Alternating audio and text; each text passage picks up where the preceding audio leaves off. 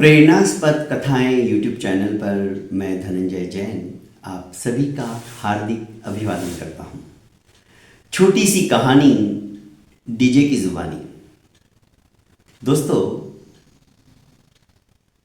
दुख का कारण यदि गहन चिंतन किया जाए तो हमारे विचारों के ऊपर निर्भर करता है।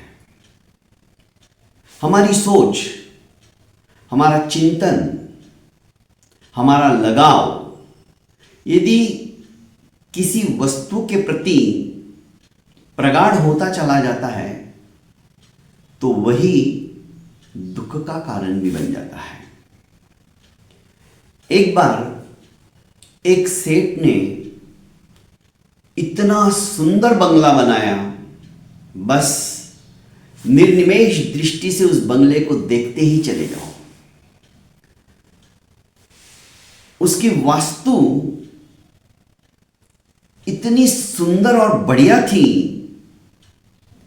कि कहीं पर भी कोई ऐसी उंगली नहीं बता सकता था कि यहां पर कुछ कमी या खामी रह गई हो।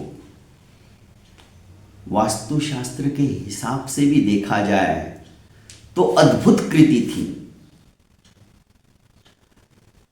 सेठ के उस बंगले को देखने के लिए गांव का प्रत्येक व्यक्ति जब कभी उस रास्ते से गुजरता तो उसके पैर ठिठक जाते और खड़ा होकर उस बंगले की छवि को निहारने लगता था।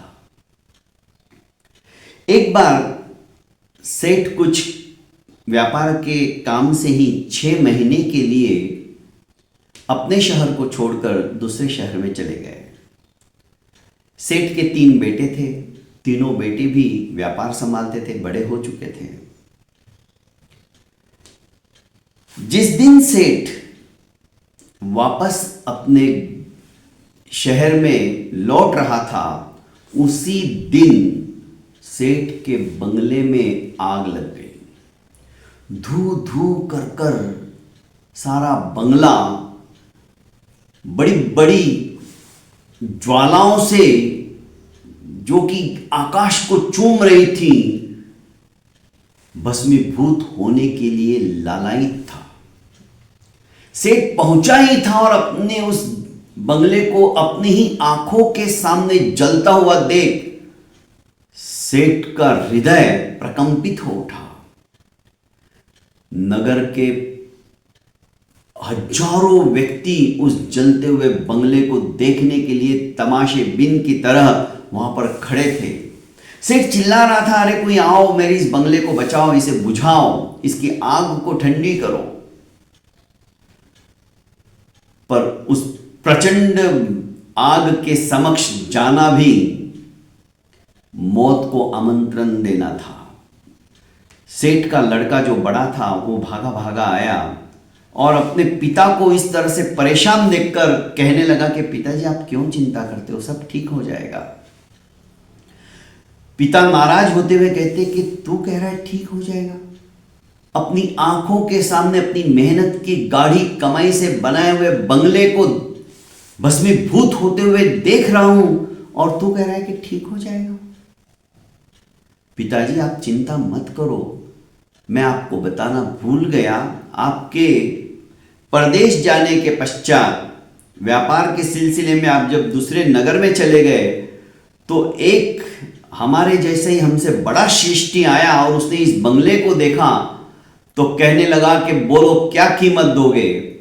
मैंने उसे जितनी लागत अपनी लगी थी उतनी लागत बताई कि हमने बेचने के लिए इसे नहीं बनाया है, और ये भी कहा तो उसने अपनी लागत से 3 गुना ज्यादा कीमत देने के लिए बात कही।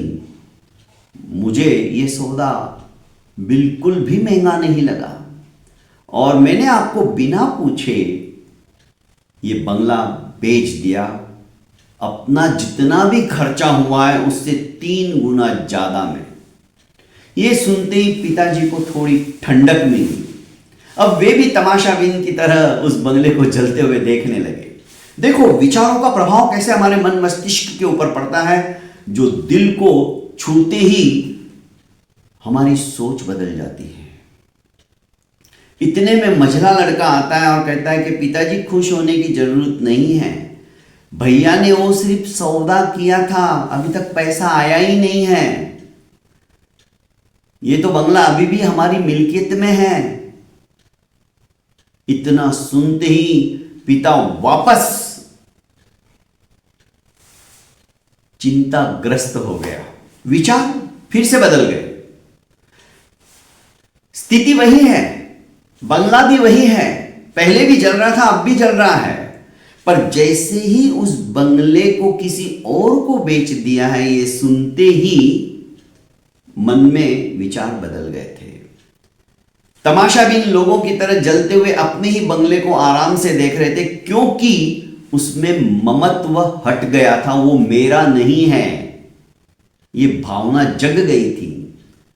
पर जैसे ही मझले लड़के ने आकर फिर से कहा कि सौदा खाली बातचीत के दौरान हुआ था, पैसे तो मिले ही नहीं हैं, अब भला इस जलते हुए बंगले को तिगुना कीमत देने वाला क्यों खरीदेगा? इतना तो सोचो, क्यों खुश हो रहे हो? जैसे ही ये बात सुनी, विचार फिर से परिणीत हो गए, नेगेटिविटी दिमाग में आने लगी कि नहीं, ये तो मेरा ही सब कुछ स्वाह हो रहा है। और जैसे ही मेरापन जहां आ जाता है, वहीं पे दुख प्रकट हो जाता है और हम दुखी हो जाते हैं, क्योंकि वहां पर हमारा ममत्व जुड़ चुका है, जुड़ा हुआ है।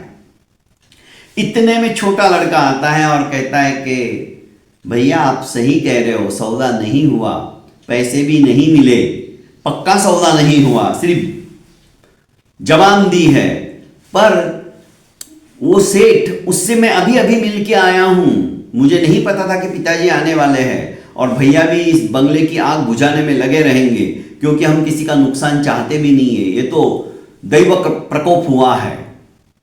मैं उससे यही कहने का है कि भाई आपने जो सौदा किया था वो तो सही है, पर वो बंगला जल रहा है, अब क्या किया जाए? तो उसने मुझे कहा है कि तुम चिंता मत करो, जल के राख भी हो गया, कुछ फर्क नहीं पड़ने वाला है, मैं अपनी जबान का पक्का हूं, मैंने उस बंगले को देखकर सौदा किया था, अब वो जल गया, मेरे खरीदने के बाद में, पैसे दे देने के बाद में भी जल जाता तो तुम क्या करते? मैं अपनी जबान का पक्का हूं और मेरी जबान की ही कीमत आज मार्केट के अंदर है, मैं अपनी जबान से मुकरने वाला आदमी नहीं हूं। और एक पेशगी के तौर पर तुम 5 करोड़ रुपए का बक्सा दिया, लेके जाओ, ये पैसे मैं लेके आया हूं। जैसे ही सेठ ने और उन दोनों बेटों ने सुना, फिर से उनकी खुशी का पारावार नहीं रहा। तो दोस्तों, कहानी छोटी सी है, पर यह कहानी हमें प्रेरित करती है कि जहां जहां पर हमारा ममत्व है, जहां पर हमारी आसक्ति है, वही आसक्ति और वही ममत्व दुख का कारण होता है। इस दुख से बचने के लिए ममत्व को हटाकर समत्व को अपनाना पड़ेगा, आसक्ति को हटाकर विरक्ति को अपनाना पड़ेगा, सब कुछ छोड़ के जाना है। ये ध्रुव सत्य जो हम जानते हैं, पर उसे प्रैक्टिकल रूप में कभी भी आचरण में नहीं लाते, यही एकमात्र दुख का कारण है। बहुत बहुत धन्यवाद दोस्तों। प्रेरणास्पद कथाएं यूट्यूब चैनल को लाइक कीजिए, सब्सक्राइब कीजिए और ज्यादा से ज्यादा अपनों को शेयर कीजिए। प्रणाम।